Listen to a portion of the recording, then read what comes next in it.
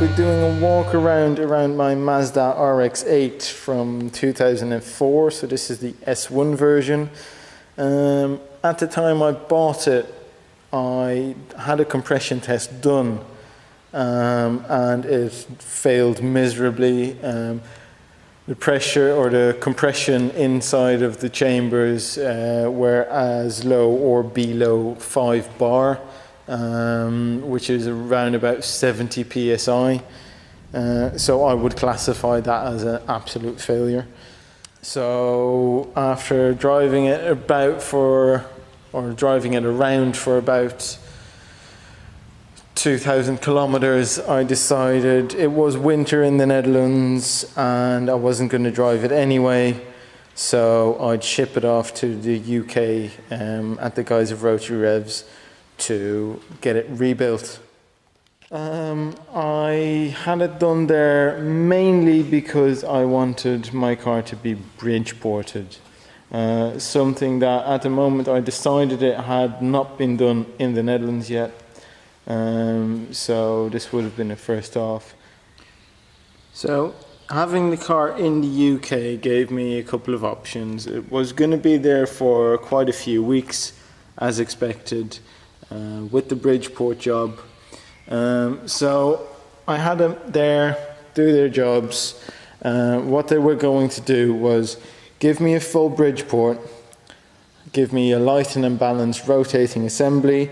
So when all of the rotors and eccentric shaft in the RX-8 are balanced and lightened, of course, you just get a faster throttle response. You get a bit more wheel horsepower because you're reducing your mass really.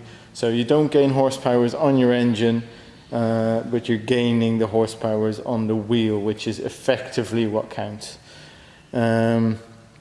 Of course, with that also a lightweight flywheel, the lightweight pulleys, which I will show you when I've taken off the cover.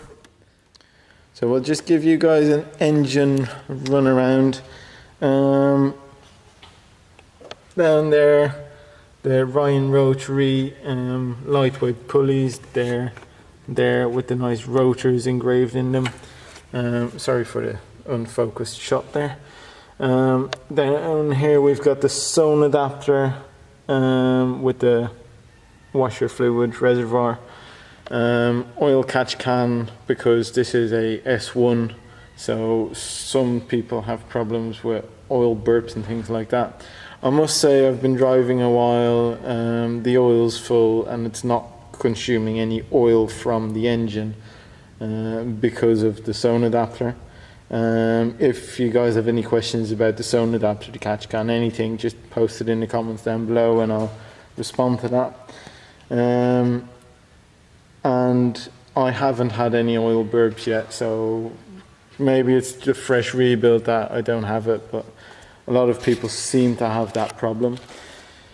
Down here, of course, because these always break, and everyone gets the nice Acropolis on their dash,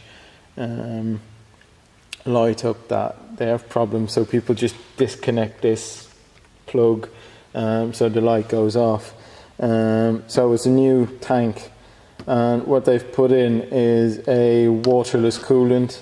I've heard very mixed stories about it. Some absolutely swear by it and never want anything different.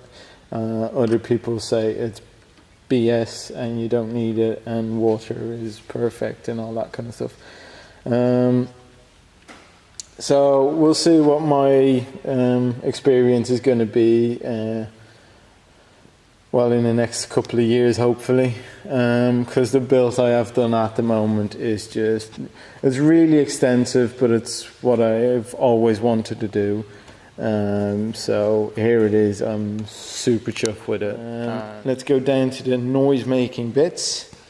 What they put on my car is a racing beat header, which is there if you can see it. It's the stainless steel one. Behind that, the racing beat dual resonated midpipe. So you've got the two resonators there. And behind that is the fun stuff, the noisy stuff, the lovely sounding, beautiful Petit racing Catback. This is the size of the exhaust tips.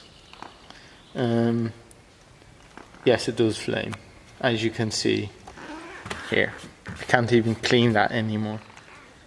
And whilst we're down here anyway watching the exhaust, what they also put on was these MeisterR ZRD Plus coilovers. They're fully adjustable in height and dampening force.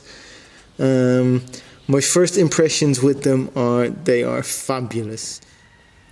And the tyres I've got on the car at the moment are the Yokohama AD08R, the Semislicks, as you can see probably, as most people will recognise as well, because it's one of the most widely used Semislicks on the market.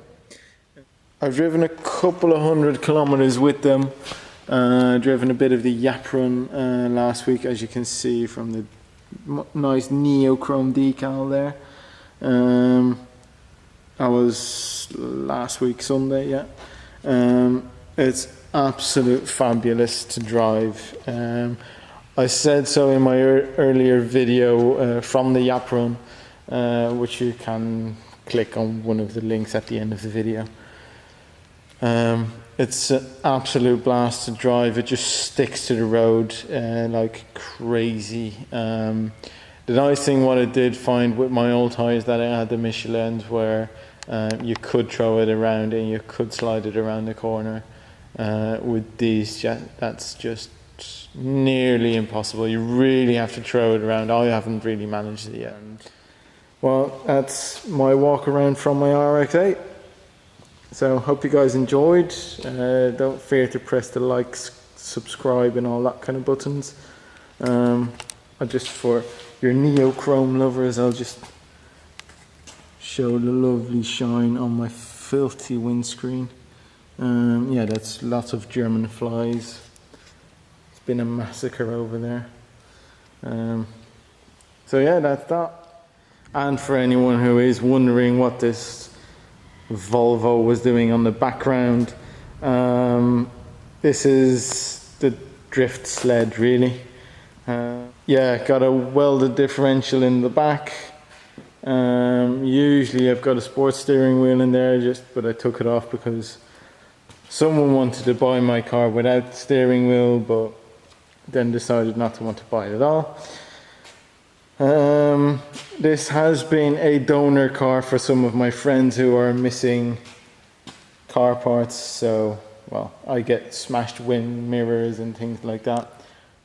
And just to be nice and friendly, of course, I will post a link in the description of Luca's channel, which is the guy that organizes the drift events. He's got plenty of videos about building drift cars, those kind of things. He himself built a 940 like this, just a bit nicer, with a 2JZ engine, and also for one of our mates he built a Nissan Stag with a RB26 engine in it, running at 510 brake horsepower or something like that. So that's pretty sweet.